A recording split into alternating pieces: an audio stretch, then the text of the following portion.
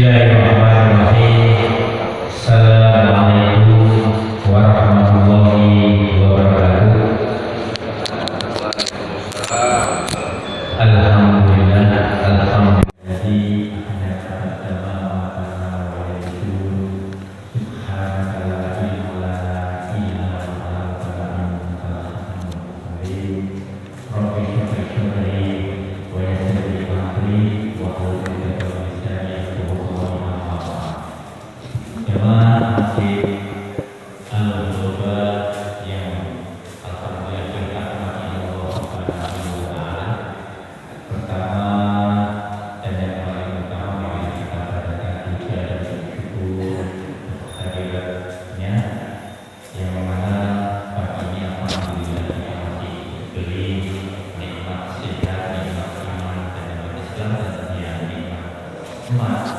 Untuk menuntut ilmu ini, mudah-mudahan niat kita saja dalam sebenarnya ini adalah Allah dan ridho dari Allah Subhanahu wa Ta'ala. Amin. Salawat dan salam semoga tercurah kepada Nabi Muhammad SAW, kepada sahabatnya, dan mudah-mudahan terima pula kepada kita sebagai umatnya yang istiqomah menjalankan perintah-perintahnya, dan mudah-mudahan kita mendapatkan kemanfaatan dan kebaikan di dunia ini dan syafaatul ummahnya nanti di yaumil qiyamah. Amin ya rabbal alamin. Jemaah kita berdoa kepada Allah.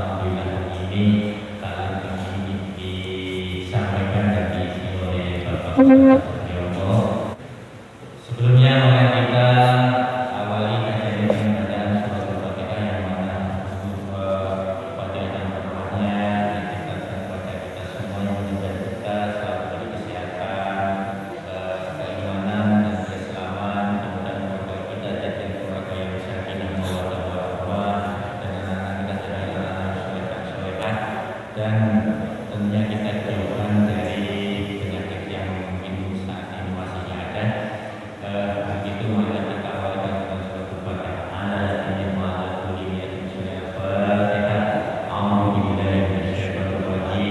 Bismillahirrahmanirrahim. Alhamdulillahirabbil alamin, maliki yaumiddin. Iyyaka na'budu wa iyyaka nasta'in, ihdinas mustaqim, shiratal ladzina an'amta 'alaihim ghairil maghdubi 'alaihim waladdallin. Amin. Terima kasih. Selanjutnya waktu dan tempat kami hadirkan kepada Bapak Ustaz Bayu. Assalamualaikum warahmatullahi wabarakatuh. Innal hamdalillah nahmaduhu wa nasta'inuhu wa nastaghfiruh wa na'udzu billahi min syururi anfusina wa min sayyiati a'malina. Man yahdihillahu fala mudilla lahu wa may yudlil fala hadiya lahu. Asyhadu an la ilaha illallah wa asyhadu anna Muhammadan abduhu wa rasuluh la nabiyya ba'dah. Allahumma shalli wa sallim ala sayyidina Muhammadin wa ala alihi wa sahbihi ajma'in. Amma ba'd. Rabbi shrah li sadri wa yassir li amri wa hlul 'uqdatam min lisani yafqahu qawli. Sadaqallahul azim. Ma'asyiral muslimin, jamaah salat subuh Masjid Al-Ghuraba yang dirahmati Allah Subhanahu wa taala. Marilah kita tiada henti menyampaikan syukur kita kepada Allah Subhanahu wa taala, memuji kepadanya atas segala limpahan kenikmatan yang diberikan kepada kita semua, sehingga pada pagi hari ini kita masih bisa duduk bersama setelah menunaikan salat subuh kita. Semoga Allah Subhanahu wa taala menerima salat subuh kita. Amin ya rabbal alamin. Salawat dan salam semoga Allah limpahkan kepada junjungan kita Nabi Muhammad sallallahu alaihi wasallam beserta keluarga, sahabat dan para pengikutnya yang istiqomah hingga akhir zaman. Masyaallah muslimin, kita berdoa semoga saudara-saudara kita yang saat ini mendapatkan ujian, mendapatkan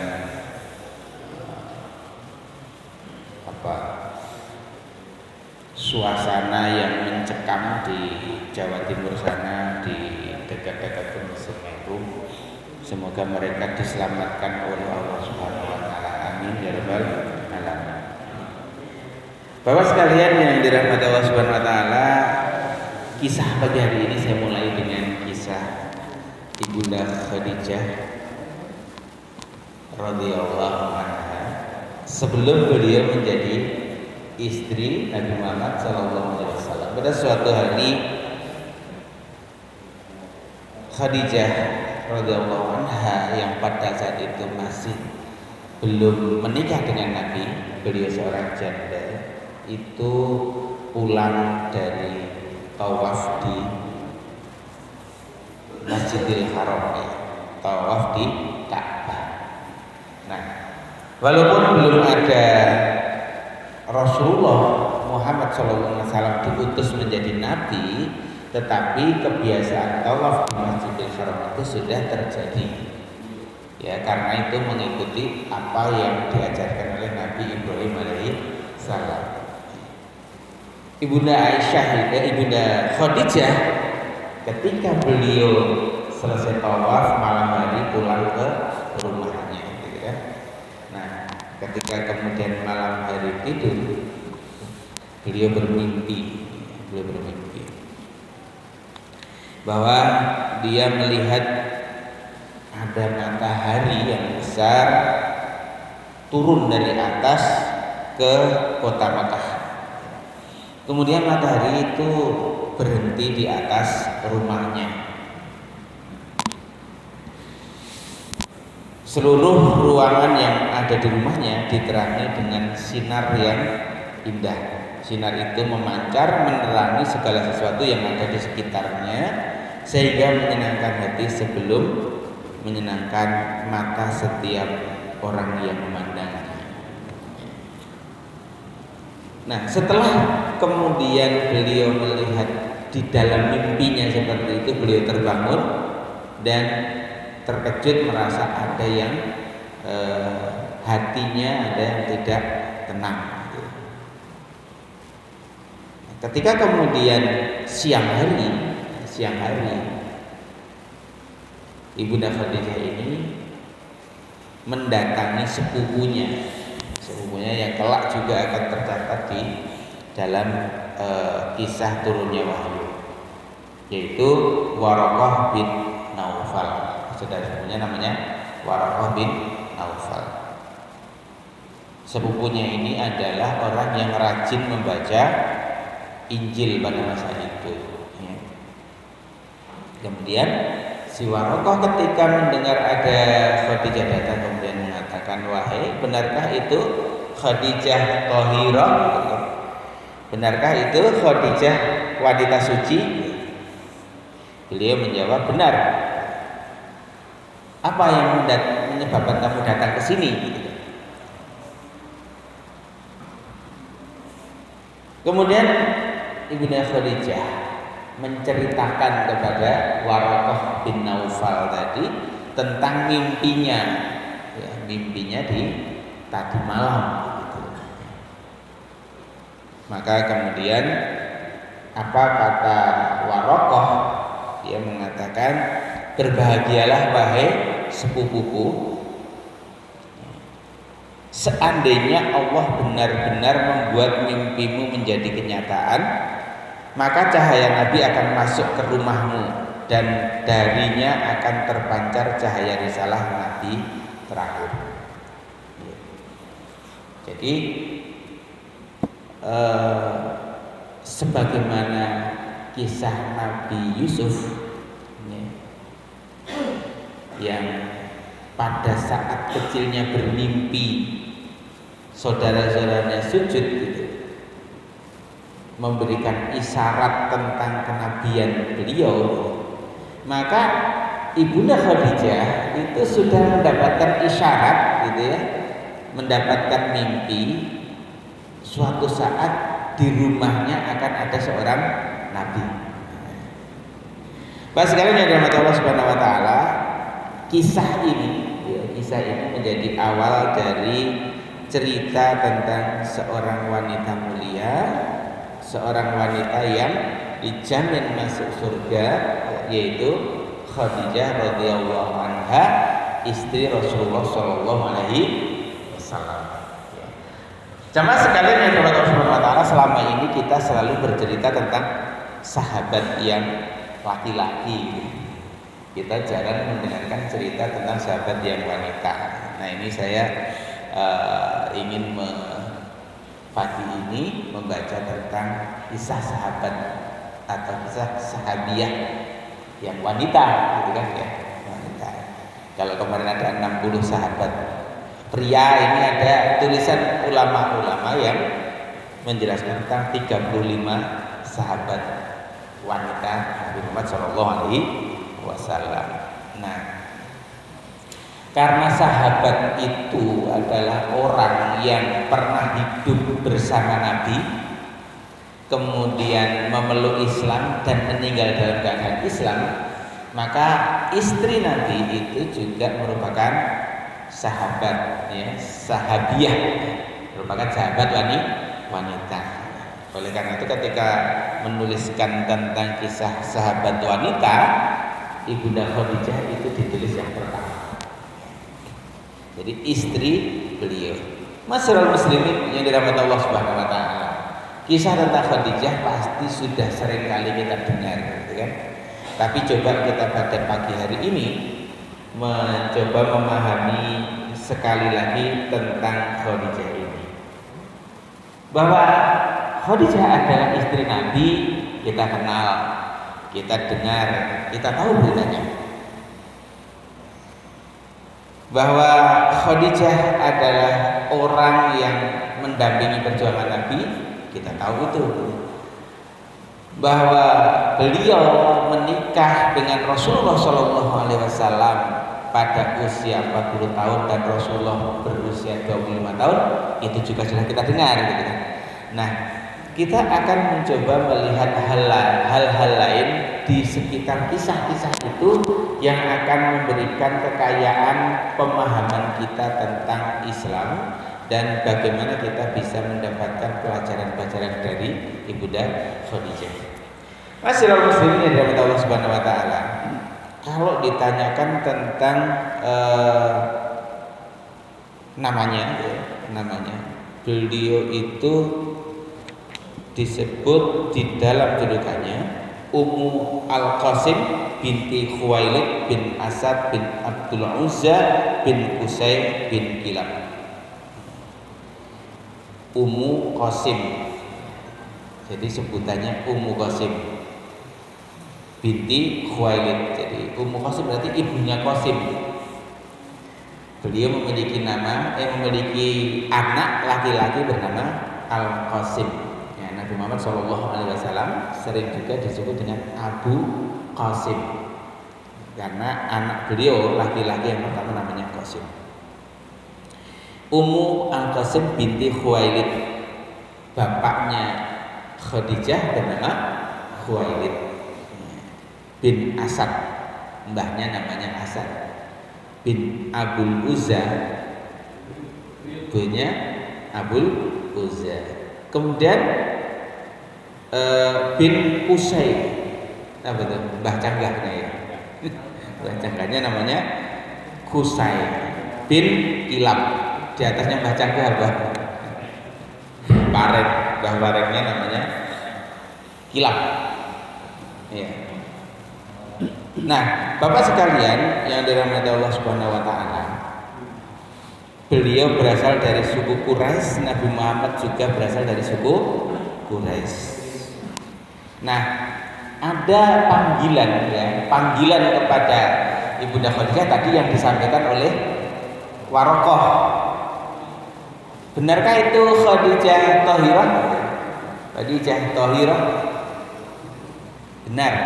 Nah, Khadijah itu nama dia, Thahirah itu sebutan. Thahirah itu wanita yang suci. kalau Nabi Muhammad itu di masa mudanya mendapatkan sebutan Al-Amin, laki-laki yang jujur. Kalau Ibunda Khadijah itu mendapatkan julukan Tahirah, wanita yang suci. Ya, Bapak bisa bayangkan suasana pada masa jahiliyah. Jahiliyah zaman dulu itu, yo kira-kira jahiliyah kayak sekarang. Hanya kalau dulu tidak ada internet, sekarang ada internet, gitu kan? Dulu nggak ada TV, sekarang ada TV, gitu.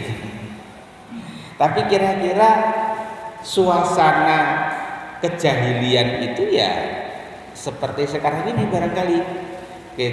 Ketika kehidupan pria dan wanita di zaman bebas nilai, ya seperti itu.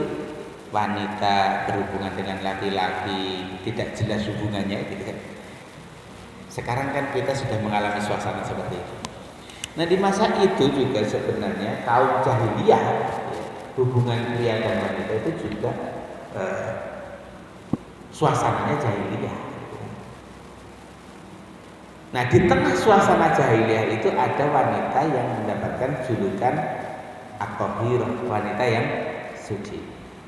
Artinya beliau ini adalah seorang wanita yang berbeda perilaku dan akhlaknya dibandingkan orang di sekitarnya. Sebagaimana Nabi Muhammad itu menjadi orang yang jujur, gitu ya, di tengah orang-orang yang tidak jujur, gitu kan, maka beliau mendapat julukan Al-Amin. Nah, julukan dengan sebutan Khadijah Thahirah ini juga menjadi penting bagi kita untuk mendudukkan posisi beliau, karena pada saat itu ya, ketika Nabi Muhammad SAW belum menikahi beliau, Khadijah itu sudah menjanda dua kali. Kemudian beliau adalah seorang saudagar yang kaya raya. Saudagar yang kaya raya, sudah menikah dua kali, umurnya 40 tahun. Nah, ini saya beberapa kali mengingatkan gitu tentang memori kita. Memori kita kalau membayangkan dulu itu Nabi Muhammad kok menikah dengan wanita umur 40 tahun, itu bayangannya nikah dengan embok-embok gitu kan. Tapi kita harus mengubah itu gitu, bahwa beliau itu wanita yang cantik, kaya raya gitu ya, seorang saudagar. Jadi bayangkanlah ini putri konglomerat gitu kan. Kira-kira kalau zaman sekarang itu terawat kecantikannya gitu kan. Kemudian kendaraannya juga kendaraan mewah gitu kan. Harta kekayaannya luar biasa gitu kan.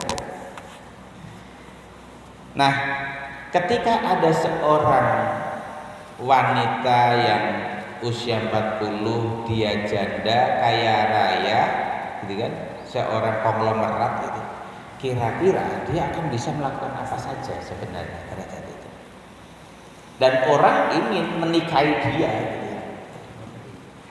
Nah, sehingga ketika kemudian mendapatkan julukan Thahirah tadi, wanita suci, kita juga menyebutkan dia seorang tokoh yang sangat baik pada masa itu. Khadijah ini tadi namanya sudah disebutkan, lahir kira-kira 15 tahun sebelum tahun gajah, karena tahun gajah itu kelahiran Nabi gitu ya. Usianya 15 tahun lebih tua daripada Nabi Muhammad SAW. Khadijah pernah menikah, suami pertamanya adalah Abu Halah bin Zurarah At-Tamimi. Setelah meninggal, ia menikah lagi dengan Atik bin Abid bin Abdullah bin Umar bin Makhzum. Kemudian yang ketiga menikah dengan Nabi Muhammad SAW. Jadi dengan Nabi itu adalah pernikahan yang kedua, tetapi pernikahan yang pertama dikaruniai seorang anak yang kemudian hidup bersama beliau.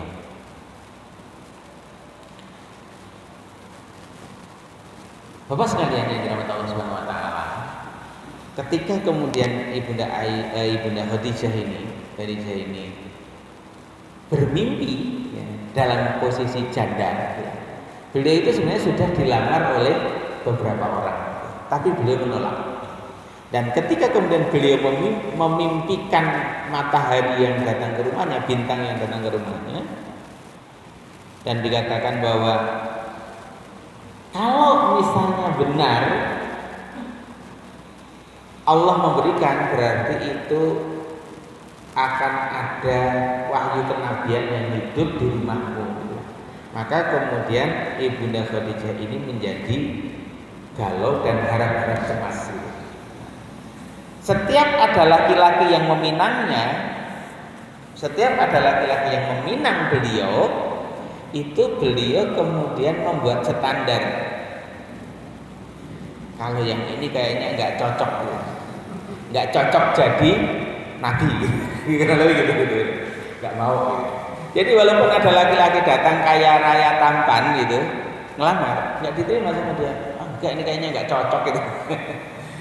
Kira-kira nanti kalau yang akan lamar saya itu mestinya orangnya baik, orangnya itu cocok gitu lah, menjadi nabi.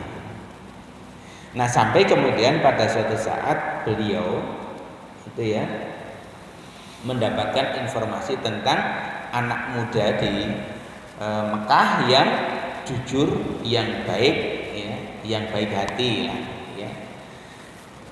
Nah, kemudian apa yang dilakukan oleh beliau, karena di sana adalah orang yang memiliki budaya berdagang, anak-anak muda di sana itu terlatih untuk berdagang. Dikatakan bahwa ketika musim dingin mereka berdagang ke Yaman, kalau musim panas mereka berdagang ke Syam, ke utara, ke Suriah, ke Syria. Nah, orang-orang di Mekah pada saat itu sudah terbiasa dengan melakukan perdagangan antar negara atau ekspor impor kalau zaman kita sekarang. Nah, demikian juga dengan Khadijah sebagai seorang konglomerat, dan terbiasa beliau memiliki utusan memimpin kafilah dagang, membawa berapa ekor unta, kemudian pergi ke Syam, membawa barang dagangan, mengekspor barang, kemudian dari Syam membeli barang-barang dibawa ke Mekah, di Mekah dijual kepada masyarakat Mekah. Itu terbiasa itu. Nah, ketika mendengar ada kisah pemuda yang jujur itu, maka dia meminta kepada pembantunya agar menawarkan kepada pemuda tadi menjadi utusan kafilah dagangnya, ya, kafilah dagangnya untuk menjual barang-barangnya ke Syam dan nanti membeli dari Syam ke dijual di Mekah.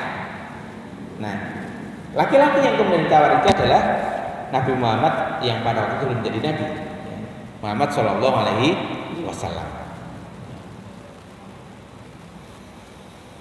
Nah, cuman memang ketika Khadijah ini mengutus Nabi Muhammad, mengutus Muhammad Shallallahu Alaihi Wasallam pada saat itu sudah punya keinginan, gitu ya, meneliti gitu. Ini kira-kira pemuda ini cocok nggak? Cocok nggak dengan ciri-ciri kalau menjadi nabi? Maka untuk mendampingi, memastikan itu, beliau mengutus seorang pembantunya bernama Maisarah. Maisarah yang laki-laki, bukan Maisarah perempuan, Maisarahnya laki-laki, gitu. Untuk menemani Nabi Muhammad itu ketika dia berdagang ke Syam, disuruh memperhatikan seperti apa sebenarnya pemuda ini. Tentu yang ada di benak pikirannya Bunda Khadijah, bagaimana di sana kejujurannya, perilaku kesikapnya dengan lawan-lawan transaksinya, nasabahnya, gitu ya. Tidak kepikiran tentang hal-hal yang sifatnya kenabian. Tetapi kemudian apa yang terjadi?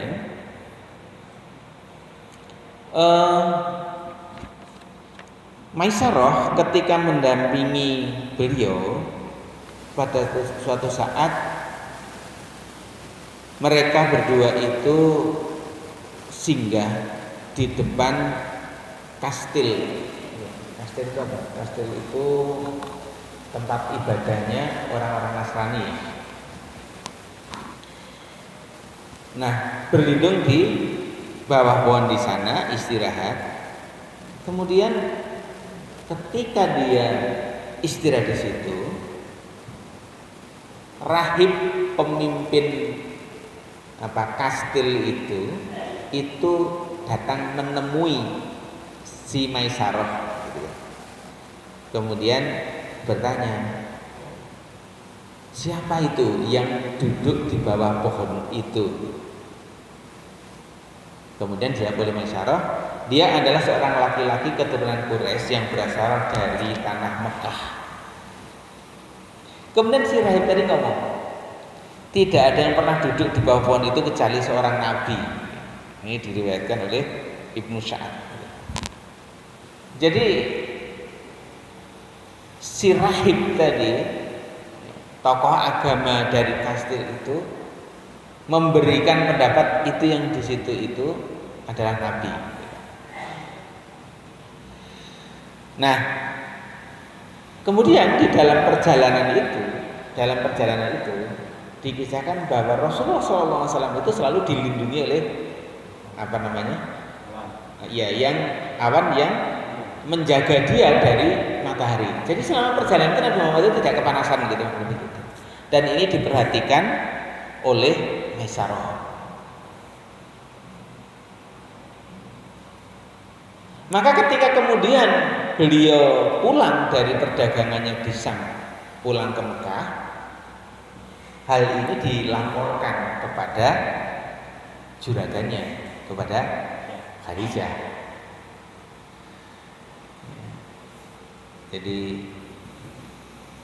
pertama cerita tentang diramalkan itu Nabi, yang kedua selalu diliputi oleh awan, dua buah awan yang selalu melindungi dia. Dan kemudian ketika barang-barangnya itu datang dijual di Mekah, itu harganya menimbulkan keuntungan 2 kali lipat, jauh lebih besar daripada ketika dagang-dagang sebelumnya. Nah, disinilah kemudian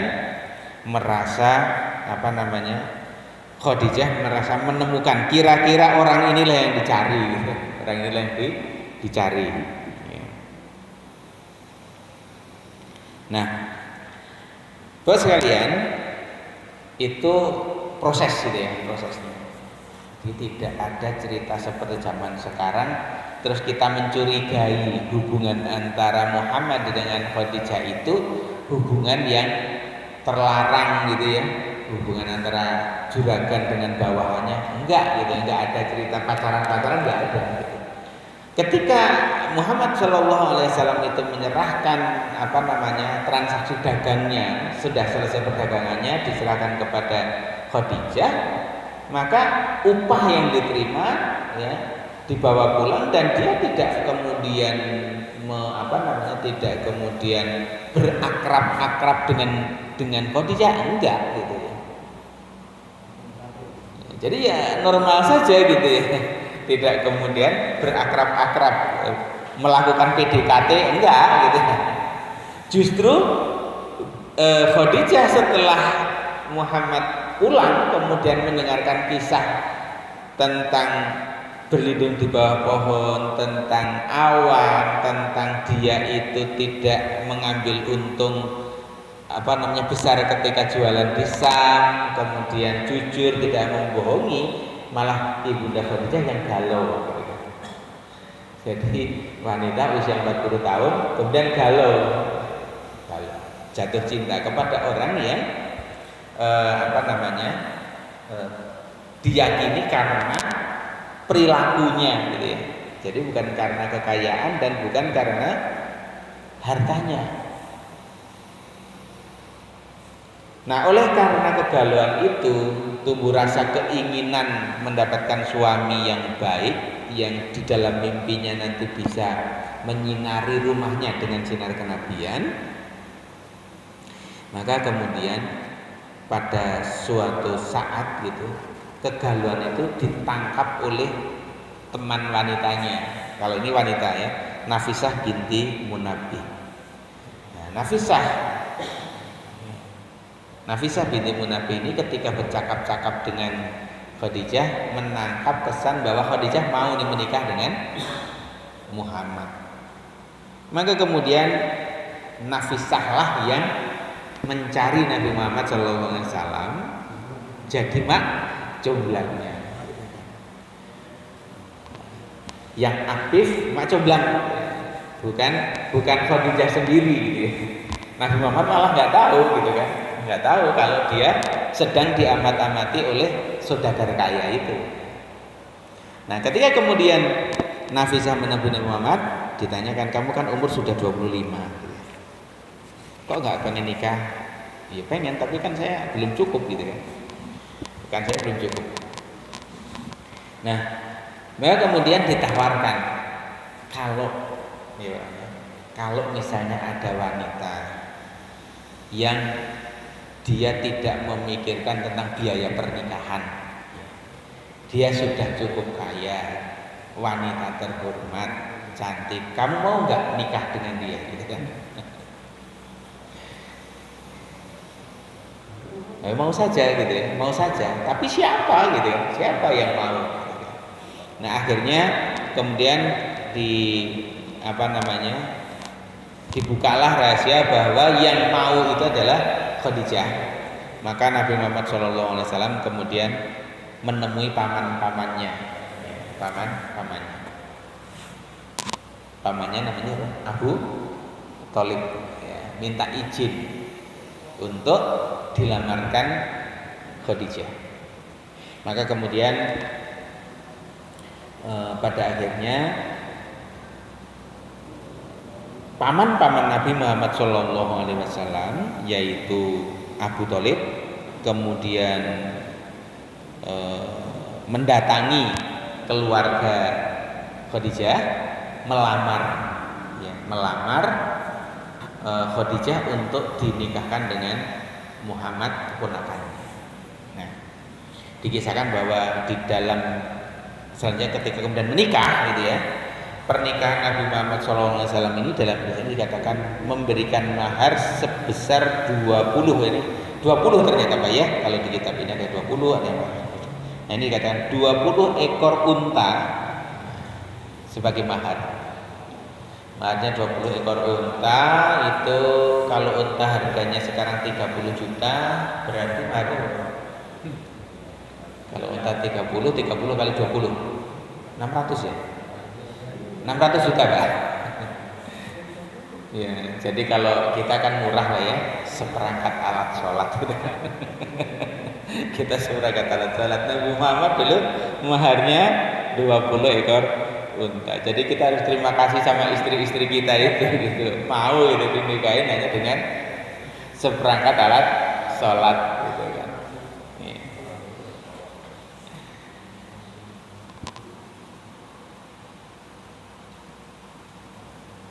Bapak sekalian kepada Allah Subhanahu wa taala,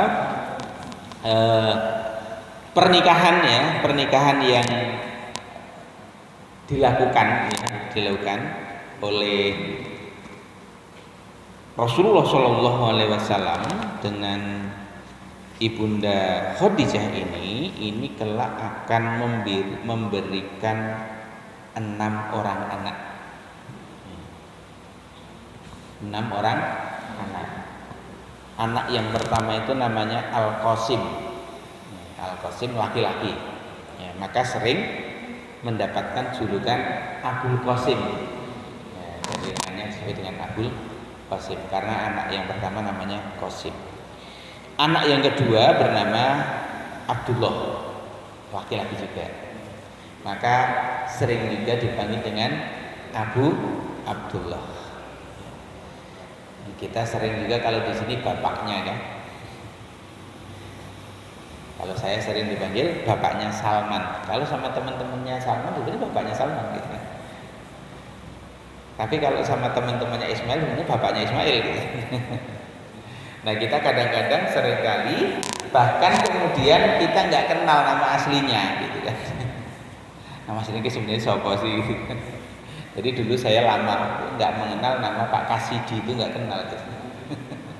Karena namanya Pak Diki yang saya tahu gitu. Nah kebiasaan memanggil nama orang tua itu terjadi, dan Nabi Muhammad SAW sering dipanggil dengan Abu Qasim, Abul Qasim, Abu Abdullah karena anaknya namanya Abdullah. Kemudian juga sering dipanggil dengan Abu Ibrahim karena kelak beliau sempat memiliki anak dari istri beliau yang bernama Maryah, bukan dari Khadijah. Nah, dari Khadijah tadi anak yang pertama adalah Abu Al-Qasim, yang kedua namanya Abdullah. Ini kedua-duanya meninggal dalam usia kecil, ketika masih kecil. Nah, kemudian anak yang ketiga itu namanya Zainab. Zainab. Kemudian setelah Zainab, Ruqayyah, kemudian Ummu Kulsum dan Fatimah. Nah, yang hidup sampai dewasa itu yang perempuan ini. Yang laki-laki 2 orang itu meninggal ketika saat kecil. Nah, yang sampai dewasa itu yang 4 wanita tadi, Zainab, kemudian Ruqayyah, Ummu Kulsum sama Fatimah. 4 ini pun kita sering kali lupa. Yang ingat biasanya cuma Fatimah gitu. Yang 3 kita lupa gitu ya. Ya. Jadi kalau bapak-bapak gitu ya, teman-teman anak-anak ditanya, siapa sahabat Nabi yang juga menantunya Nabi? Itu jawabannya siapa? Kita seringkali yang diingat hanya Ali bin Abi Thalib. Padahal tadi Zainab itu kelak menikah dengan namanya nggak begitu ini ya, dengan Abul As bin Rabi bin Abdus Syam. Jadi anak perempuan yang pertama Abul As bin Ar-Rabi bin Abdus Syam. Nah, laki-laki yang pertama ini ya, Abul As ini sempat sempat kafir. Jadi tidak langsung mau memeluk Islam. Ketika kemudian Zainab ikut ayahnya memeluk Islam, ini sudah suami istri. Zainab itu sudah menikah dengan Abul As. Nah, kemudian ketika hijrah, Zainab memilih ikut bapaknya. Ya. Tetap memilih ikut bapaknya ke Madinah, masuk Islam. Ya. Sementara Abul As masih ada di Mekah, masih kafir. Dia memilih ikut agama nenek moyangnya. Sampai kemudian beberapa tahun kemudian Abul As posisinya itu tertawan, menjadi tawanan, kemudian ditebus sama bekas istrinya Zainab itu. Ditebus dengan emas atau itu, kalung emasnya untuk tebusan itu dimerdekakan. Terus merdeka kembali ke Mekah, tetap kafir, terus suatu saat akhirnya masuk Islam dan menikah kembali dengan Zainab. Itu yang pertama. Saya tidak mendengarkan kisah keturunan dari Zainab ini. Nah, anak yang kedua itu Ruqayyah. Ruqayyah dinikahkan oleh Rasulullah SAW dengan Utsman bin Affan. Ruqayyah tidak sempat punya anak, beliau meninggal. Ya. Kemudian dinikahkan lagi dengan Ummu Kulsum. Jadi Utsman ini menjadi mantu dari Nabi atas 2 anak. Jadi harusnya yang terkenal Utsman itu sebagai mantu Nabi, ya kan? Karena dia mengawini 2 orang putri dari Nabi, ya kan? Ini Ummu Kulsum. Ketika kemudian Ummu Kulsum meninggal juga, Rasulullah mengatakan, seandainya aku masih punya anak perempuan, pasti akan aku nikahkan dengan Utsman. Karena Fatimah sudah dinikahkan dengan Ali. Jadi anaknya saking sayangnya beliau gitu melihat Utsman ditinggal meninggal 2 orang istrinya gitu ya. Seandainya aku masih punya anak perempuan, saya akan aku nikahkan lagi dengan Utsman. Itu yang anak kedua dan ketiga, putri yang kedua dan ketiga. Kemudian putri yang keempat adalah Fatimah, sebagaimana yang kemudian terkenal dalam sejarah menjadi istri Ali bin Abi Thalib dan kemudian menurunkan Hasan, Husain dan menurunkan para keturunan Nabi Habib-habib yang ada sampai sekarang. Jadi jalur keturunan Nabi yang ada sampai sekarang para Habib itu melalui jalur Husain ya, Fatimah gitu. Nah, sekalian yang dirahmati Allah Subhanahu wa taala, itu keturunan dari Khadijah dengan ibunda dengan Nabi Muhammad Shallallahu Alaihi Wasallam. Nah, ada sebuah kisah tentang bagaimana ringan tangannya Ibu Khadijah di dalam memberikan hartanya kepada orang lain. Salah satunya adalah ketika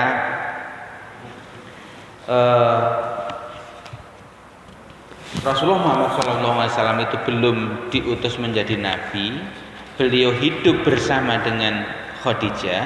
Tentu saja kehidupannya makmur ya, kaya raya kurang lebih seperti itu. Beliau hidup dengan dibantu oleh banyak budak, dengan pembantu dan juga dengan anak yang terlahir sebelum menikah dengan Nabi Muhammad SAW. Anaknya namanya Hindun. Jadi anak dari Khadijah dengan suami yang pertama itu, suami sebelum Nabi itu namanya Hindun. Dan itu hidup bersama Nabi Muhammad SAW dalam suatu keluarga. Dan di dalam keluarga itu ada budak ya, ada budak yang dibeli oleh Khadijah dari pasar Ukas. Jadi zaman dulu ada pasar jual beli budak. Nah, budak itu namanya Zaid. Zaid ini punya orang tua namanya Harisah. Nah, Zaid ini sangat disayang oleh Nabi, disayang oleh Muhammad. Karena sangat disayang, kemudian oleh Khadijah diserahkan, ini jadi budak kamu yang ngurusi segala urusan. Jadi di dalam rumah itu selain ada Khadijah, ada budaknya namanya Zaid, kemudian juga ada Hindun, anak tiri Rasulullah Shallallahu Alaihi Wasallam. Nah, suatu hari rumah dari Khadijah ini kedatangan tamu. Ya, ketika ditanya siapa yang bertamu gitu, ada wanita yang mengaku bernama Halimah As-Sa'diyah. Mendengar itu tergopoh-gopoh Rasulullah SAW, Nabi Muhammad pada saat itu kemudian menyambutnya dan memanggil, ibuku datang, ibu silakan masuk ibu. Itu dipeluk dengan kasih sayang, dibentangkan sorban untuk duduk beliau, dan Khadijah kemudian menanyakan siapa wanita ini. Kemudian dikisahkanlah bahwa ini adalah ibuku, susuku yang menyayangi aku, mengasuhku zaman aku masih kecil gitu ya. Jadi ada kerinduan yang sudah sekian lama ada pada Rasulullah SAW kepada Halimah tadi. Dan ditunjukkanlah kasih sayang beliau akan kerinduan kepada Halimah. Nah, rupanya Halimah As-Sa'diyah itu ketika datang kondisinya ingin mengadukan kesulitan hidupnya dari kampung, ya kan? Setelah 20 tahun lebih gitu ya, pisah dengan Muhammad yang dulu diasuhnya, kemudian mendengar kabar bahwa sekarang anak laki-laki yang diasuhnya itu menjadi orang kaya, datang ke situ. Saya sedang repot, keadaan saya sedang sulit karena musim kemarau. kesulitan ekonomi.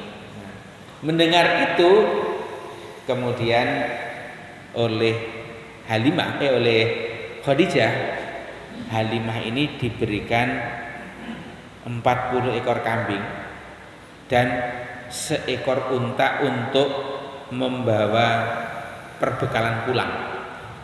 Jadi dari Mekah pulangnya dikasih 1 ekor unta untuk dinaiki tambah perbekalan, ditambah 40 ekor kambing buat oleh-oleh. 40 ekor kambing sekarang 40 kali 3 juta ya, apa 2 juta gitu. Ya. Itu diserahkan gitu karena kasih sayangnya. Ini tergambar betapa beliau dengan kekayaannya itu murah hati gitu ya. Kalau sekarang gitu ya, pulang-pulang dikasih 40 ekor kambing, kayaknya mimpi banget itu. Ditambah 1 ekor unta, kira-kira ya 1 ekor unta kan berarti mungkin PCX ya, apa NMAX gitu ya. Kira-kira dapat NMAX ditambah dengan 80-an juta atau 120 juta gitu kan, luar biasa. Ya. Nah itu bagaimana Khadijah memberikan kepada Halimah. Ya. Kemudian berikutnya, ketika beliau mendampingi Nabi Muhammad SAW, kisah yang kemudian terekam oleh kita adalah ketika beliau mendapatkan Nabi Muhammad SAW diutus menjadi nabi. Ya, jadi rupanya sebelum peristiwa Gua Hira itu terjadi, memang Nabi Muhammad SAW itu sering menyendiri, memikirkan situasi lingkungan masyarakatnya, kemudian menyepi, bertafakur, memikirkan kok orang-orang di Mekah seperti itu sih gitu ya, kehidupannya kok jahiliyah amat gitu ya. Sampai kemudian pada suatu saat beliau ditemui oleh malaikat Jibril.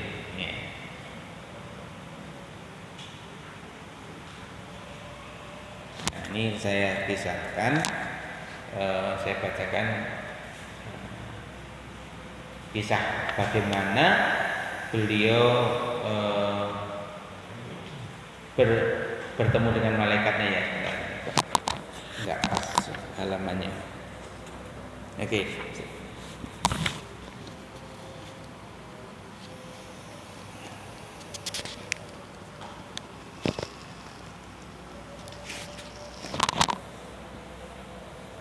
Permulaan wahyu yang turun kepada Rasulullah SAW adalah berupa mimpi tentang hal yang baik ketika tidur.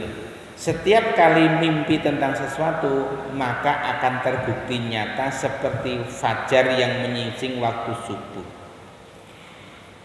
Kemudian Rasulullah SAW sangat suka menyendiri untuk beribadah selama berhari-hari cukup lama di Gua Hira. Jadi ternyata dimulai dari mimpi-mimpi yang sering nyata. Jadi kalau malam mimpi apa, besoknya kok sama kejadiannya. Malam mimpi apa, besok kok sama kejadiannya. Setelah sering bermimpi seperti itulah Rasulullah SAW sering menyendiri. Sampai kemudian di Gua Hira itu ada cerita yang biasa kita dengar, yang kita baca. Datang malaikat Jibril dan berkata, "Iqra", bacalah. Kemudian Rasulullah SAW mengatakan, "Aku nggak bisa membaca." Malaikat Jibril menarik dan mendekatnya sehingga beliau merasa lelah, lalu melepaskannya seraya berkata, "Bacalah, Iqra." Beliau menjawab, "Aku tidak dapat membaca" untuk kedua kalinya. Jibril menarik dan mendekatnya sehingga beliau lelah, lalu melepaskannya seraya berkata, "Iqra." Beliau menjawab, "Aku tidak bisa membaca." Untuk ketiga kalinya Jibril mendekatnya lagi, mendekapnya lagi hingga beliau merasa lelah, lalu melepaskannya seraya berkata, Iqra bismi rabbikal ladzi khalaq, dan seterusnya. 5 ayat yang kita tahu, 5 ayat yang pertama. Bacalah dengan menyebut nama Tuhanmu yang menciptakan. Dia telah menciptakan manusia dari segumpal darah. Khalaqal insana min 'alaq. Bacalah, dan Tuhanmu lah yang Maha Pemurah. Iqra wa rabbukal akram. Yang mengajar manusia dengan perantaraan kalam. Dia mengajarkan kepada manusia apa yang tidak diketahuinya. Malam ya'lam. Nah, setelah kejadian itu Rasulullah SAW langsung pulang ke rumahnya dengan perasaan berkecamuk, tidak menentu, masuk ke rumah dan berkata kepada Khadijah, selimutilah aku takut. Kemudian Khadijah sebagai istrinya menyelimuti Nabi Muhammad SAW dan menenangkannya. Kemudian beliau bertanya kepada Khadijah, wahai Khadijah, apa sebenarnya yang terjadi denganku? Setelah dia menceritakan tadi, aku kenapa kok bisa ketemu sama makhluk seperti ini? Saya didekap, dia mengucapkan Iqra dan seterusnya. Mendengar kisah dari Nabi tadi, Khadijah kemudian mengatakan, jangan khawatir, berbahagialah, sesungguhnya Allah tidak mungkin akan menghinakanmu dengan kejadian itu. Ya. Jadi ini juga perlu disampaikan bahwa Allah itu sudah dikenal di zaman jahiliyah sebagai Rabb, sebagai pencipta alam semesta. Jadi kalau orang-orang kafir itu tidak berarti mereka nggak percaya kalau yang menciptakan alam semesta itu Allah. Mereka percaya yang menciptakan. Tapi ketika disuruh nyembah, yang disembah bukan Allah, tapi sembahnya melalui Lata, Uzza dan Manat, gitu ya. Jadi Allah sebagai ilah. Nah, kalau sebagai Rabb, sebagai pencipta mereka mengakui, tapi ketika sebagai Tuhan sesembahan mereka nggak mau menyembahnya melalui yang lain. Nah, Ibunda Khadijah tadi mengatakan Allah tidak mungkin akan menghinakanmu dengan kejadian itu. Tidak mungkin kamu dihinakan dengan hal seperti tadi. Selama ini engkau selalu menyambung silaturahmi, jujur dalam berbicara, meringankan beban orang yang susah, membantu orang yang lemah, menghormati tamu, mendukung setiap hal yang mengandung kebenaran. Jadi kira-kira secara refleks Khadijah itu mengungkapkan kebaikan-kebaikan suaminya. Ya. Nggak mungkin ngarang gitu ya. Biasanya kamu kan menjalin silaturahmi, menolong orang gitu. Nggak mungkinlah akan dihinakan oleh Allah. Nah, setelah Rasulullah SAW, Nabi Muhammad tenang, maka kemudian beliau membawa Rasulullah menemui Waraqah, ya. Orang yang beberapa tahun sebelumnya itu pernah meramalkan di rumahmu akan datang cahaya kenabian. Datang kembali ke Waraqah. Nah, sampai di rumahnya Waraqah kemudian diceritakan kepada Waraqah tentang apa yang ditemui oleh Nabi Muhammad SAW di Gua Hira.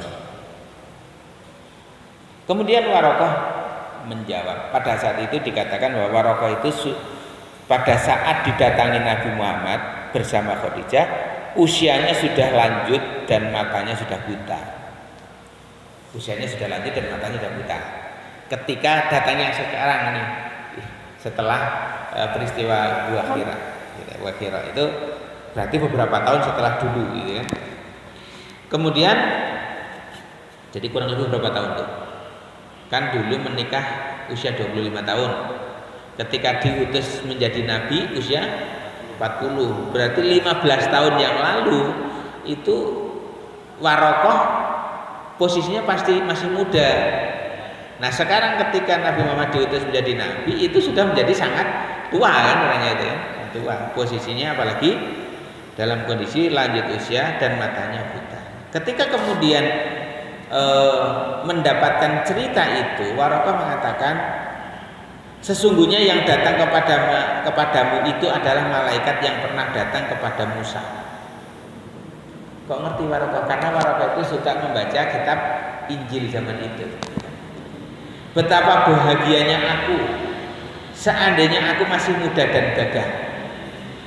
Betapa bahagianya aku seandainya aku masih hidup saat engkau diusir oleh kaummu sendiri. Mendengar itu Rasulullah SAW, Nabi Muhammad kaget. Waduh. Ketika dia mengatakan betapa bahagianya aku seandainya aku masih hidup saat engkau diusir oleh kaummu sendiri gitu. Rasulullah SAW bertanya dengan terkejut, apa mereka akan mengusirku? Gitu kan. Tidak terbayang oleh Nabi Muhammad SAW itu. Dia menjadi orang yang jujur, orang yang suka menolong, orang yang menjalin silaturahmi. Kok dikatakan oleh Warokoh, saya akan bahagia kalau kamu bisa, saya mendampingi kamu saat kamu diusir. Loh, emang saya diusir nanti? Kira lebih gitu. Emang saya diusir gitu kan? Nah, kemudian Warokoh menjawab, iya, siapapun yang menerima wahyu seperti yang diterima olehmu pasti akan dimusuhi.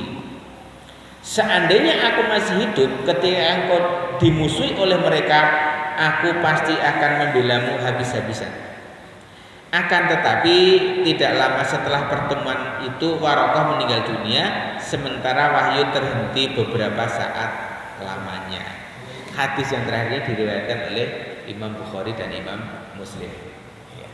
Buat sekalian yang dirahmati Allah Subhanahu wa taala,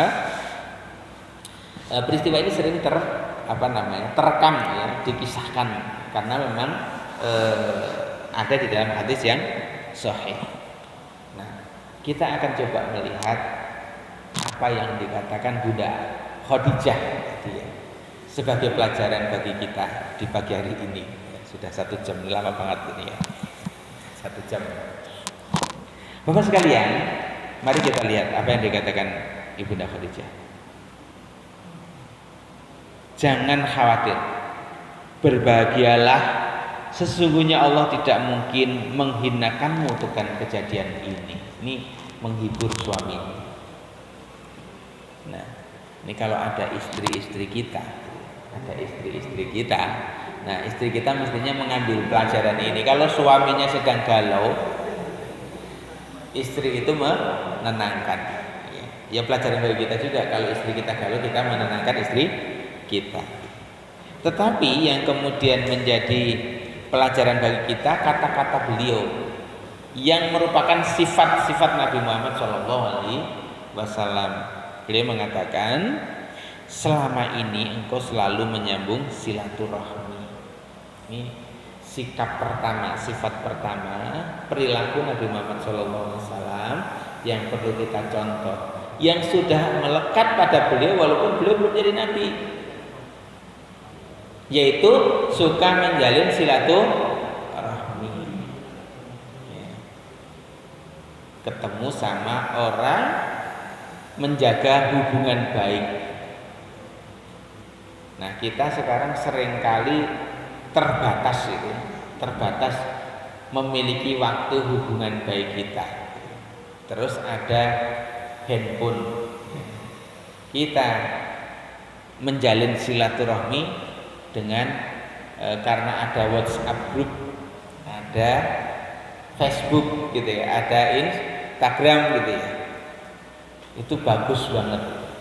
Tapi yang sekarang sering jadi masalah justru ketika kita datang ketemu muka masing-masing memencet HP-nya gitu. Nggak ngobrol gitu ya. Dia malah asik dengan HP-nya, ngobrol dengan orang yang lain gitu ya. Dulu ada jauh di mata, dekat di hati, tapi sekarang ada orang yang dekat di mata, jauh di hati. Ya, hatinya kemana gitu. Ini kayaknya kita perlu juga merajut kembali cara hidup kita. Kalau kita sedang silaturahmi, taruh HP kita gitu. Jangan seperti kemarin apa? Kepala staf Panglima Abri marah sama komandan di lapangan ya, sedang rapat Zoom kemudian main HP sendiri. Oh, Meli gitu sama Panglima gitu.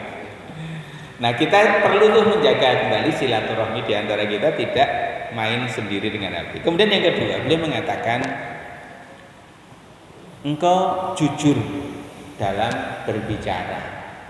Nah, Bapak sekalian, sifat jujur ini juga melekat kepada Rasulullah sebelum beliau menjadi nabi. Ya, maka mendapatkan julukan Al-Amin. Sifat jujur ini bahkan kemudian menimbulkan banyak peristiwa-peristiwa yang terkenang dalam sejarah. Salah satunya yang kemudian terkenang adalah ketika beliau menjadi nabi itu kemudian beliau mengumumkan, ya, setelah turun ayat memerintahkan untuk berdakwah, beliau naik ke bukit, ya, memanggil orang-orang Quraisy, wahai orang-orang Quraisy, datanglah ke sini, gitu kan. Kemudian Abu Lahab, Abu Jahal, Abu Sufyan pada datang lari. Itu ada apa? Percayakah kalian kalau di belakang sana itu ada sepasukan berkuda yang datang menyerbu Mekah ini? Terus apa kata mereka? Kami percaya selama ini kamu nggak pernah berbohong. Kami percaya selama ini kamu nggak pernah berbohong. Kalau gitu persaksikanlah bahwa aku adalah seorang nabi. Wah, kamu itu kan. Setelah dikatakan saya nabi, nggak percaya gitu. Padahal tadi dibilang seandainya aku mengatakan ada sepasukan kuda datang, percaya nggak? Percaya, wong kamu selama ini nggak pernah bohong gitu kan. Ya, begitu disuruh mengaku sebagai nabi nggak mau gitu kan. Itu bukti bahwa memang kejujuran Nabi Muhammad SAW itu real dan itu sampai diakui oleh musuh-musuh Nabi Muhammad SAW. Nah, kejujuran juga menjadi harga mahal pada zaman ini, gitu ya. Pada zaman ini menjadi mahal.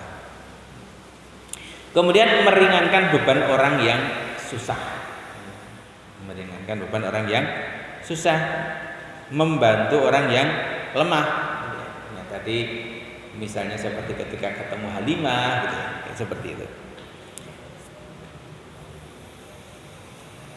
Sikap yang tadi menjalin silaturahmi, jujur, kemudian meringankan beban orang susah, membantu orang yang lemah. Kemudian yang kelima, menghormati tamu. Ya, menghormati tamu. Nah, kita diajarkan oleh Islam untuk menghormati tamu, sampai kemudian Rasulullah SAW itu menyampaikan hadis yang demikian terkenal gitu kan. Maka yu'minu billahi wal yawmil akhir falyaqul khairan aw liyasmut. Barang siapa yang beriman kepada Allah dan hari akhir, maka hendaklah dia berkata baik atau dia diam. Terus diteruskan, barang siapa yang beriman kepada Allah dan hari akhir, fal yukrim jarah, hendaklah dia memuliakan tetangganya. Kemudian yang ketiga, maka yu'minu billahi wal yawmil akhir fal yukrim daifah, hendaklah memuliakan tamu.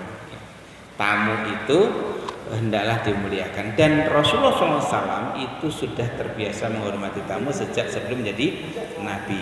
Kemudian yang keenam, dan mendukung setiap hal yang mengandung kebenaran. Jadi ketika di Mekah itu ada hal-hal yang baik apapun, maka beliau mendukung itu. Ketika terjadi pembangunan pembangunan Masjidil Haram, Ka'bah, kemudian masyarakat bekerja bakti, Rasulullah ikut bekerja bakti, gitu kan? Mengangkat mengangkat batu, mengangkat pasir, sampai kemudian dikisahkan ada dua yang terekam, ya, yang satu sangat terkenal ketika terjadi perdebatan siapa yang harus mengangkat batu Hajar Aswad. Hajar Aswad mau ditaruh lagi. Sekarang kita mau mencium rebutan gitu. Zaman dulu mau naruhnya juga rebutan gitu. Tapi kalau mau cium waktu itu kayaknya nggak rebutan gitu. Karena zaman itu belum ada Nabi Muhammad sebagai Nabi kan. Jadi batunya tahu ini batu istimewa gitu ya. Nah, ketika mau naruh itu rebutan. Itu hak saya yang harus menaikkan gitu ya. Antar khalifah saling, antar kafilah, antar kabilah itu saling berebut. Enggak berani juga dulu-duluan gitu ya. Tapi rebutan siapa yang mendapatkan kehormatan. Nah, Rasulullah kemudian setelah mereka bertengkar tidak habisnya,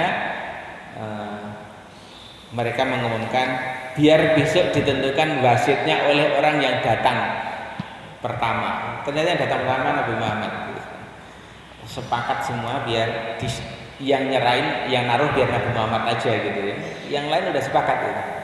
Tapi Rasulullah SAW waktu itu dengan bijaksana mengambil surbannya, batunya di atas surban, kemudian 4 kabilah yang ada itu mengambil pucuk-pucuknya, angkat bareng gitu. Luar biasa ya zaman itu gitu ya. Konsep bagaimana menenangkan seluruh kelompok bekerja sama ya, untuk mencapai tujuan itu ternyata sudah dilakukan oleh Nabi Muhammad SAW. Menjaga perasaan antar pihak. Kemudian salah satu juga kisah bagaimana pembangunan itu terjadi adalah ketika dalam proses membangun, mengangkat mengangkat pasir, mengangkat batu itu tersingkap aurat Nabi Muhammad SAW. Itu tampak wajah merah padam malu dari Muhammad yang waktu itu masih muda, yang masih belum menjadi nabi. Jadi menutup aurat paha, betis, paha, kemudian kemaluan sampai pusat itu sudah menjadi perilaku Nabi juga gitu ya, menjaga kehormatan dia gitu ya. Jadi tidak suka pakai celana pendek gitu. Nabi itu nggak melakukan itu gitu. Ketika ininya tersingkap saja beliau malu banget gitu ya. Seperti tersingkap rasa malunya di hadapan orang banyak. Nah, Bapak sekalian, 6 tadi diungkapkan oleh Khadijah dan bisa menjadi pelajaran kita. Semoga apa yang terjadi pada Ibunda Khadijah ini menjadi pelajaran bagi saya dan Bapak Ibu sekalian, Bapak-bapak sekalian, bisa kita jadikan sebagai pedoman dalam kehidupan sehari-hari. Mungkin itu saja, mohon maaf atas segala kekurangan, semoga bermanfaat. Bila itu hidayah. Assalamualaikum warahmatullahi wabarakatuh. Terima kasih.